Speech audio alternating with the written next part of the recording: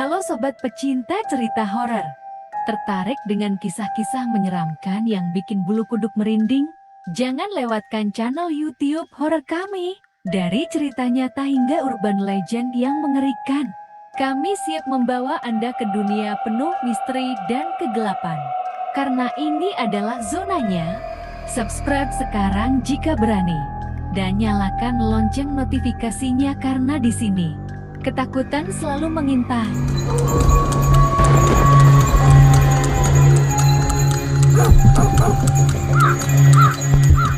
Penunggu pohon tua hantu jeruk purut. Dalam mitos dan cerita rakyat Indonesia, pohon tua sering dianggap sebagai tempat tinggal makhluk halus atau penunggu gaib. Salah satu cerita seram yang terkenal adalah tentang hantu jeruk purut yang dikaitkan dengan pemakaman jeruk purut di Jakarta. Hantu jeruk purut diceritakan sebagai sosok pastur tanpa kepala yang membawa kepalanya sendiri dan sering terlihat berkeliaran di sekitar makam, terutama pada malam hari. Legenda ini menjadi salah satu kisah urban legend yang paling dikenal di Jakarta, bahkan sampai menginspirasi film horor. Selain itu, banyak yang percaya bahwa di sekitar pohon-pohon tua, terutama yang berada di makam atau tempat angker, sering ada penunggu seperti genderuwo, kuntilanak, atau jin penghuni pohon. Beberapa orang mengaku pernah melihat penampakan atau mengalami kejadian aneh di sekitar pohon-pohon besar, terutama saat malam hari. Apakah kamu pernah mengalami kejadian mistis di sekitar pohon tua atau tempat angker?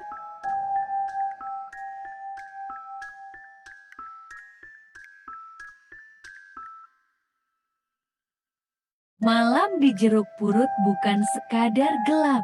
Ia menyimpan bisikan mereka yang tak lagi bernyawa. Sudah banyak yang datang mencari kebenaran, tapi tak semua bisa kembali dengan selamat. Jika kau mendengar suara langkah tanpa bayangan, jangan menoleh, karena ia sedang mengawasimu. Dan jika kau bertemu sang penjaga makam tanpa kepala, itu berarti kau adalah yang terpilih untuk ikut bersamanya selamanya. Pohon terlarang di jeruk purut. Danu membuka matanya perlahan. Kepalanya terasa berat, dan di sekelilingnya hanya ada gelap. Ia mencoba mengingat bagaimana bisa berada di sini, tapi pikirannya kabur.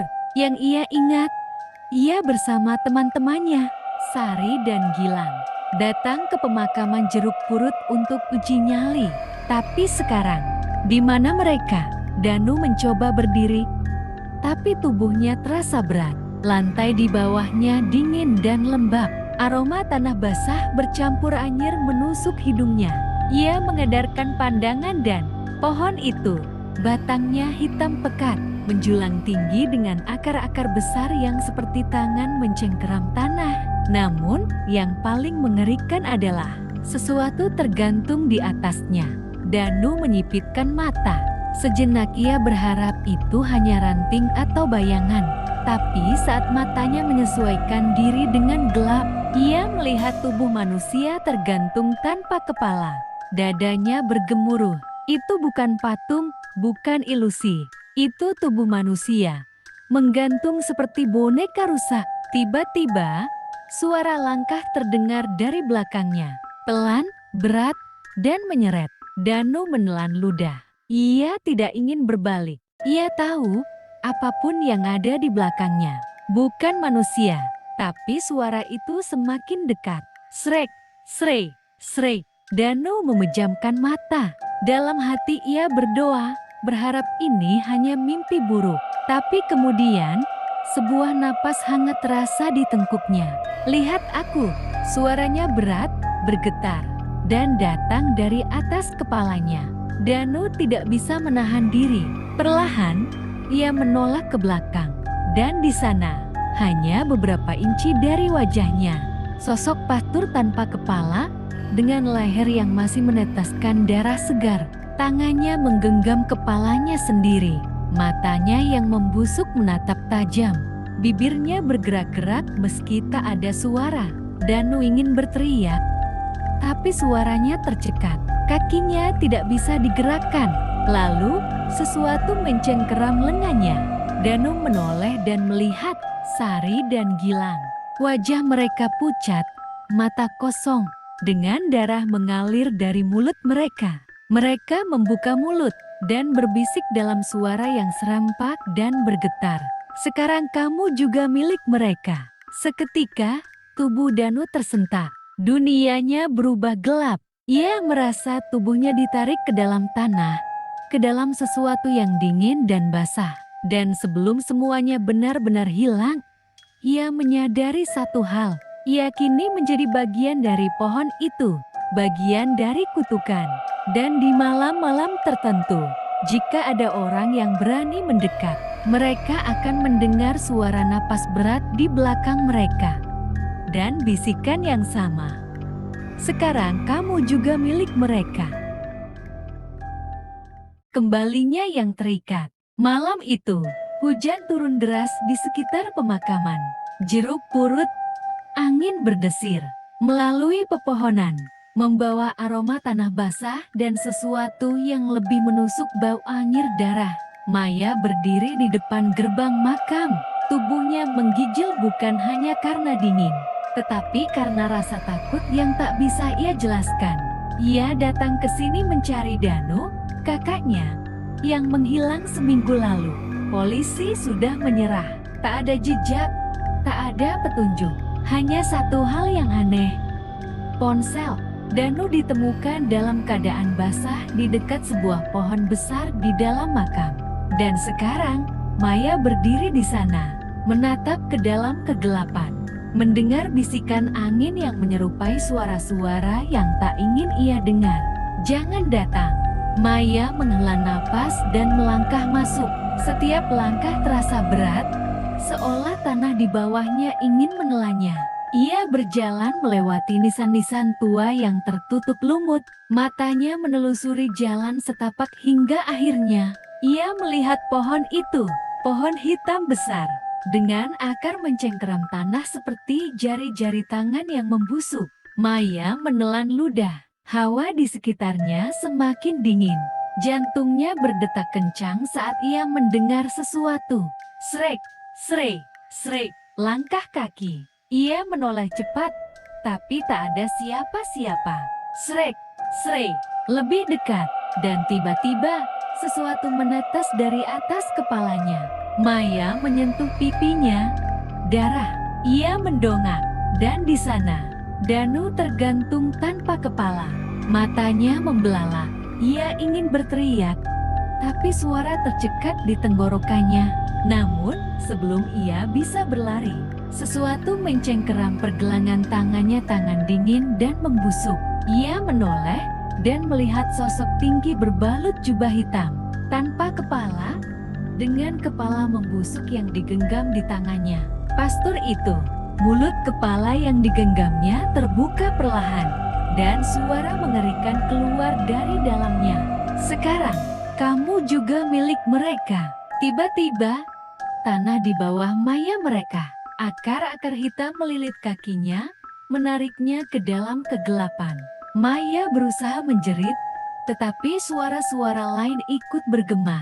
Suara Danu, suara Sari, suara Gilang. Mereka semua berbisik bersamaan. Jangan lawan. Sudah terlambat. Maya merasakan tubuhnya semakin tenggelam. Ia berusaha mencakar tanah, meraih apa saja. Tetapi yang ia sentuh hanyalah akar-akar kasar yang kini membelit tangannya. Dan di saat terakhir sebelum ia sepenuhnya tertarik ke dalam tanah, ia melihat pohon itu tumbuh lebih besar, seolah pohon itu baru saja mendapatkan nyawa baru. Dan di malam-malam berikutnya, orang-orang bersumpah mendengar suara tangisan di antara akar-akar pohon tua di jeruk purut. Tangisan seseorang yang baru saja menjadi bagian dari kutukan abadi.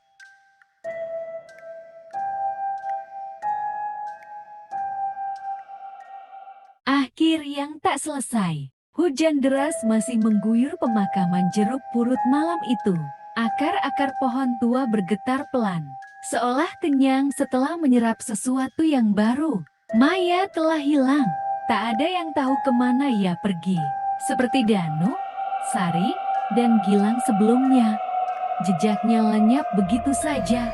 Namun, beberapa hari kemudian, seorang penjaga makam bernama Pak Rahmat mulai memperhatikan sesuatu yang aneh. Pohon besar di tengah pemakaman kini lebih tinggi, lebih hitam, dan akarnya lebih menjulur ke segala arah. Tapi yang paling mengerikan adalah, dari sela-sela akar itu, terlihat sesuatu yang mirip jari tangan manusia. Pak Rahmat mengusap matanya, berpikir mungkin itu hanya ranting. Tapi malam berikutnya, saat ia berkeliling makam, ia mendengar sesuatu dari arah pohon itu. Suara bisikan, pelan tapi jelas. Suara seorang gadis. "Tolong aku." Pak Rahmat bergidik. Ia menyalakan senter dan melangkah lebih dekat. Dan saat cahaya senternya menyapu akar-akar pohon, sesuatu yang mustahil terjadi. Akar-akar itu bergerak, bergeser seperti jari-jari tangan yang merangkak. Dari sela-selanya, ia melihat wajah seseorang. Mata gadis itu membelalak, mulutnya terbuka seolah berteriak. Tapi tak ada suara yang keluar. Pak Rahmat mundur dengan napas terengah-engah. Itu Maya, atau sesuatu yang dulu adalah Maya. Ia ingin lari, tapi kemudian udara di sekelilingnya menjadi sangat dingin. Angin berputar kencang, membawa bisikan yang semakin keras. Dan saat ia menoleh, di belakangnya berdiri sosok pastur tanpa kepala. Tangan pastur itu mengangkat kepalanya sendiri, dan bibirnya bergerak perlahan. Sudah terlambat, Pak Rahmat tak sempat menjerit. Malam itu, pohon tua di Jeruk Purut kembali tumbuh lebih besar. Dan kini, jika seseorang berjalan melewati pohon itu saat tengah malam, mereka bisa mendengar suara tangisan samar dari dalam batangnya. Seolah-olah mereka yang telah diambil masih mencoba keluar. Namun mereka tahu tak ada jalan kembali. Karena sekali kau menjadi bagian dari pohon itu, kau akan terikat selamanya.